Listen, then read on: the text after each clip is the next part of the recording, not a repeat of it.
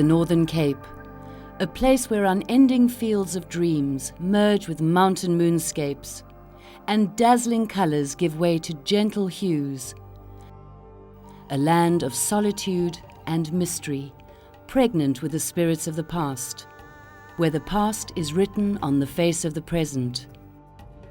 A land where rivers of diamonds cut through the sun-baked earth.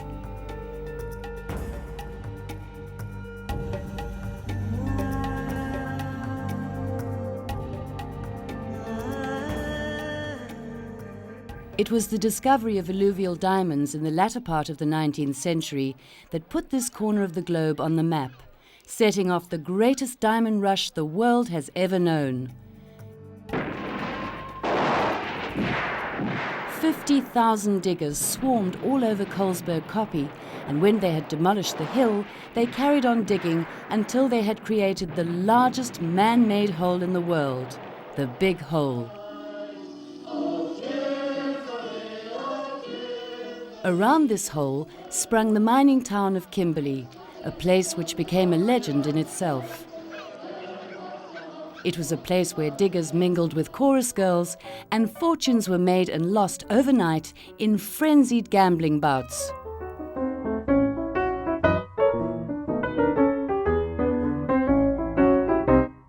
According to Harry over here, diamond digging is pretty thirsty work.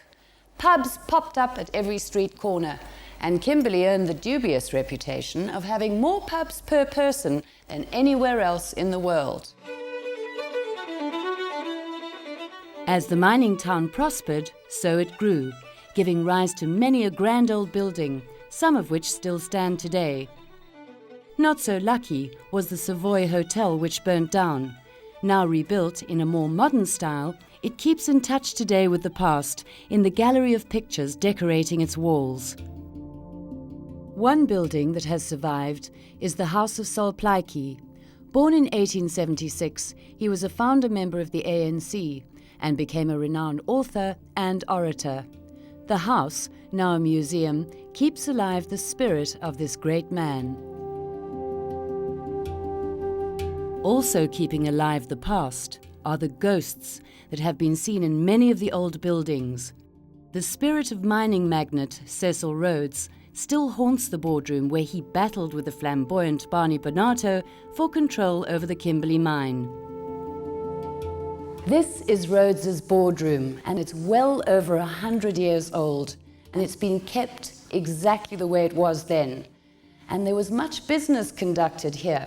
In fact, one of the most famous stories coming out of this boardroom was between Barney Barnato, who is sitting at that end of the table, and Rhodes over here. What Rhodes had done was he'd piled this table filled with diamonds, all specially sorted according to carat and colour, etc., a process that takes 6 months. Barney Barnato was very impressed, signed the cheque, gave the rubber stamp, and then what Rhodes did was he picked the table up, and it's a heavy one, like this, causing the diamonds to go screaming down into a trough at the bottom.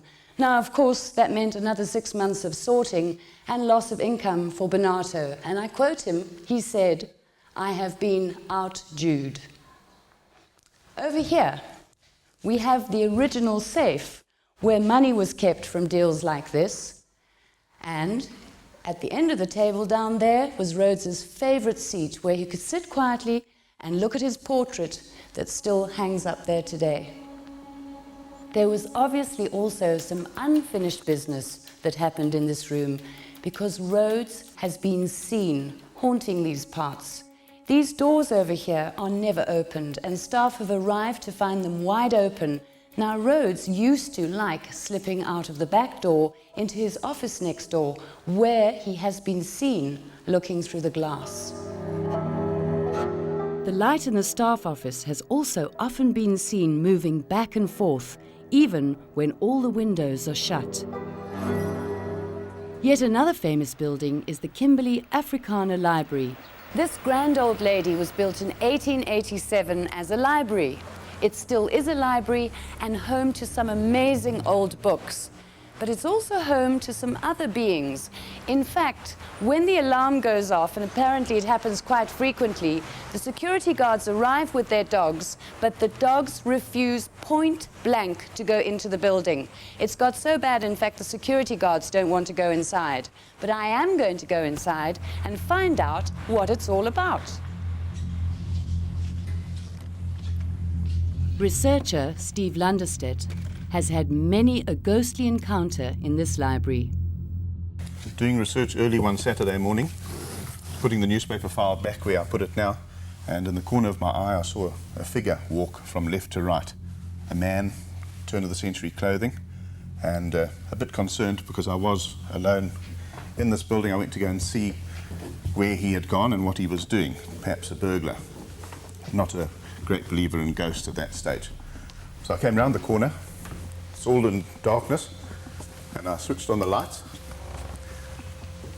went and looked under all the tables, the chairs, all sorts of hiding positions, and realized that there wasn't anybody in this room. Went and checked up on the doors, the windows, they were still all locked, and it's then I realized that I'm still alone in the building, and it must have been some ghost or supernatural spirit. And this is the chap? This is the man here. It's Bertram Dyer. He came out from England in 1900 from Buckingham Palace. He had been the librarian for Queen Victoria, and he stole £3,000, was found out, committed suicide in 1908. Bertie doesn't like his files being tampered with, and it's not uncommon for staff to find neat little piles of files on the floor where he has been rearranging records the night before. And then there's the ghost of Colonel Sir David Harris, the first officer in command of the Kimberley Regiment, who can be heard marching his soldiers in the drill hall whenever the regiment is going through troubled waters. Hanging on the wall of the drill hall are some of the guns used in the Polokwane uprising, led by Galishwe, a Tswana hero who valiantly resisted attempts by British colonialists to impoverish his people. He spent 24 years in prison for his beliefs. Not too far from Kimberley is the Tswana settlement of Galishwestad, named after the great man himself. Now we're going down into the valley to meet some of his living relatives. Under the shade of a large mududu tree, we listen to tales of the great Galishwe as recounted by his grandson, who bears an uncanny resemblance to his grandfather. O Chief Galishwe is gebore van die hemel af tot op hierdie aarde.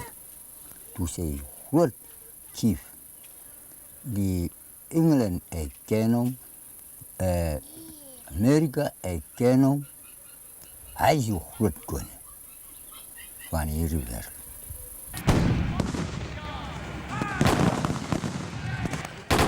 The spilling of blood was to continue with the advent of the Anglo-Boer War, with the British facing one of their greatest defeats in the now legendary Battle of Magersfontein. One of the most enduring encounters between the past and the present is that of the lone piper, who to this day walks the battle site, where the haunting refrain of his music in memory of the fallen can often be heard.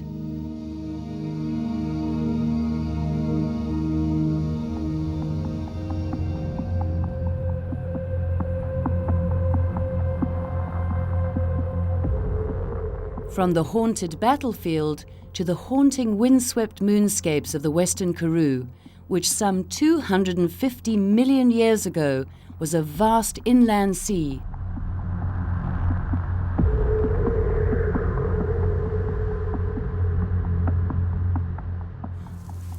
What we're looking at over here in the Nuwerveld Mountains near Fraserburg is a little bit of Jurassic Park. It's the fossilized remains of a dinosaur, and it's 250 million years old. Now, it's not a very big dinosaur. The tail starts over here. I'll clear away the dirt for you. Moving up along the vertebra to the head. Over there. Whether exploring the Northern Cape by four-wheel drive or on a donkey cart, There is so much to fascinate in this expansive region.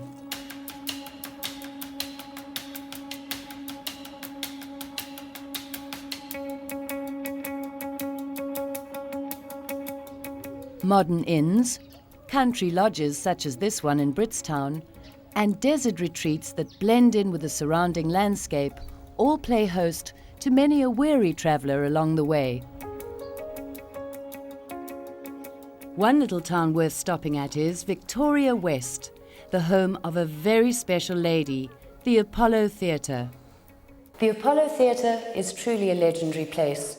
She was built in the 1920s and she's the only Art Deco cinema in South Africa. Let's take a peek.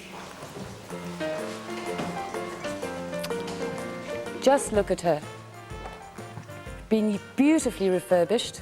Those seats at the back must have seen a lot of smooching in their lives.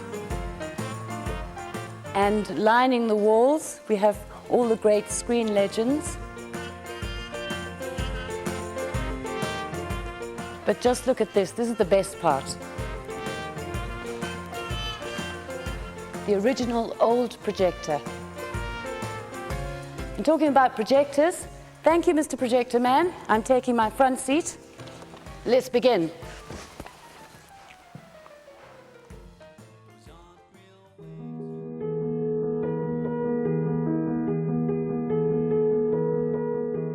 Springbok in Namaqualand and Calvinia in the Huntham district have a show of another kind, the flamboyant symphony of floral splendor, which springs miraculously to life out of the dry earth.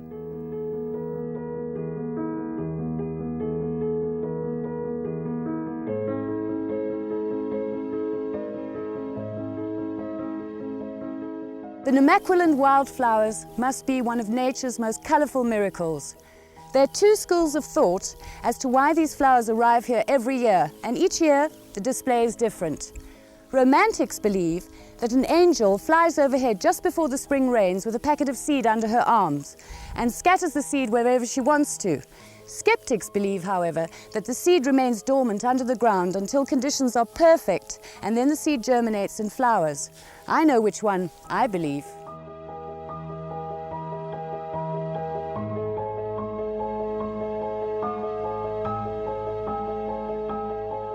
In a good season, these flowers can even be seen in the spectacular Richtersveld, bordering the west coast, the largest mountain desert in southern Africa.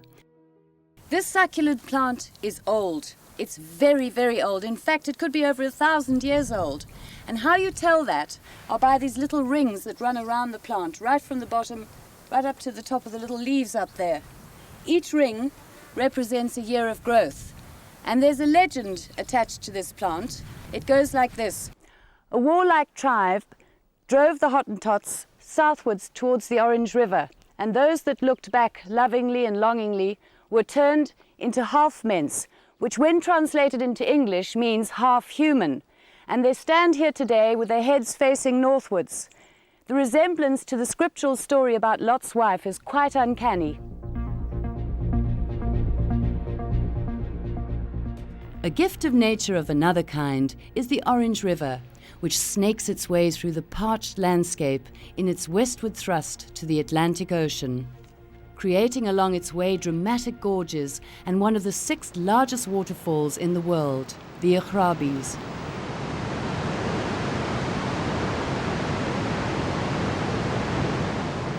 Legend has it that a fortune in alluvial diamonds has been washed down by the river over the ages. And then there is the veritable oasis in the desert, Karoo, where the largest spring in the southern hemisphere gushes out 20 million litres of water a day.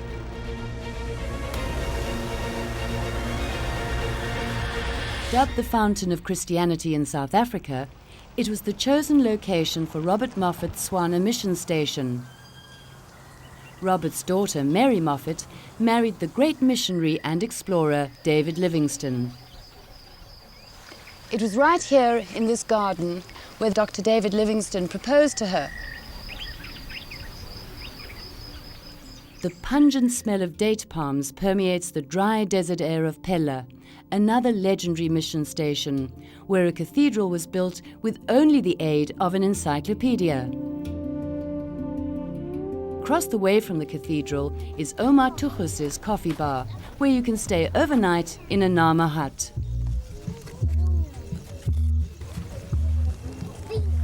This is like walking into a giant pumpkin, very well protected from the elements.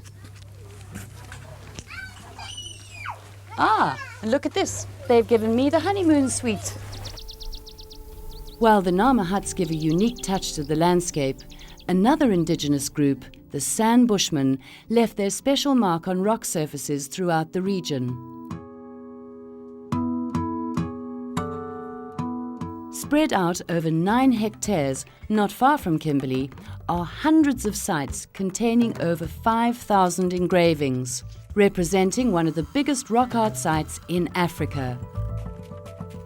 Unprotected, exposed to the elements which is causing them to crack, and fighting a losing battle against the fungus lichen, one can only wonder how much longer this valuable art will be around.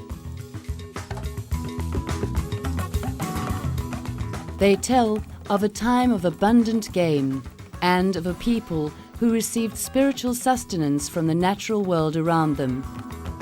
Here we're dealing with a fairly sophisticated image showing a man and an elephant. These people were not sitting here engraving animals that they were merely seeing out there on the plain, but depicting images that had meaning. We think that this kind of image was almost certainly inspired in a state of trance, rather than a depiction of animals or events that took place out here in the veld. These are people who worship the sun and the moon as life-giving forces.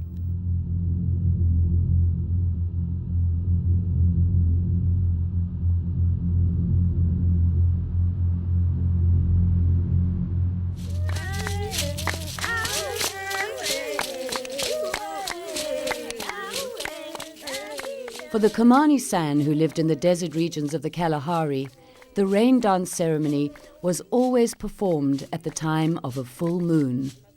While the women and children make music, the men dance into the night, falling into a trance, becoming one with nature, one with the spiritual world.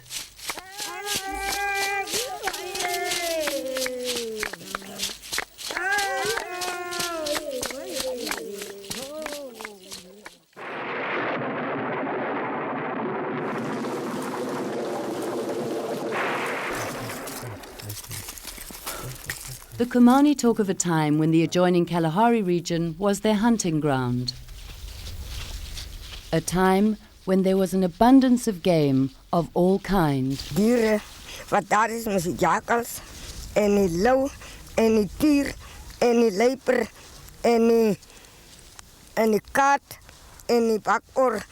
En dat is de goedheid wat ze krijgen. En die willonen.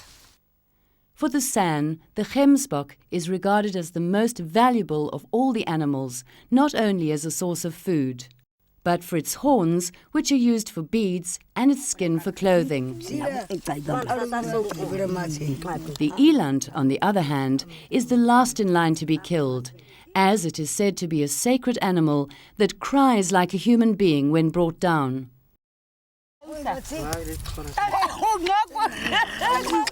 The dry sands of the desert are woven into the mythology of these people.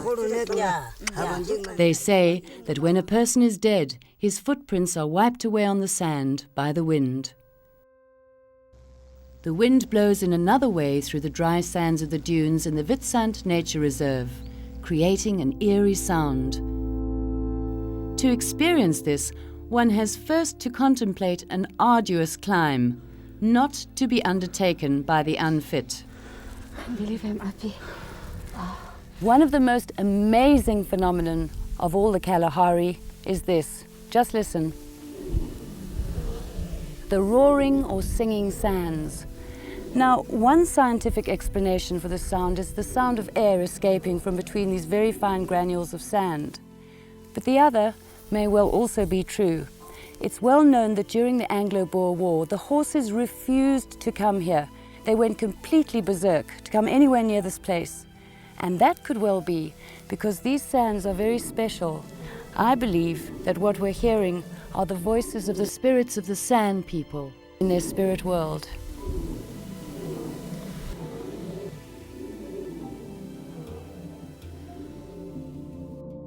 One of the most legendary of all places in the Northern Cape is Wonderwerk Cave, where Peter Beaumont is carrying out excavations. Wonderwerk is probably the longest occupied cave on Earth.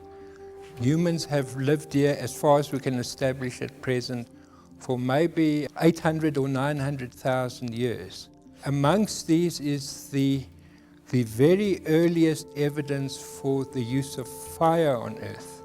That's from one of the very lowest levels down there. But there are many other evidence of very precocious human behavior at these very early times, of which probably the home-based behavior is the most interesting.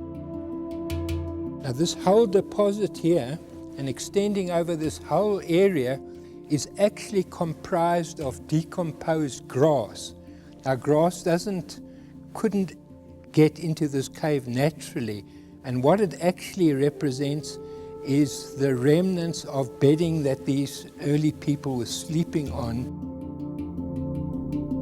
We're right at the back of the cave now, and while I was digging here, we've actually found a tunnel going still further into the mountain to what I suspect is either a whole system of new caverns, or perhaps even, if I'm very, very lucky, a crypt.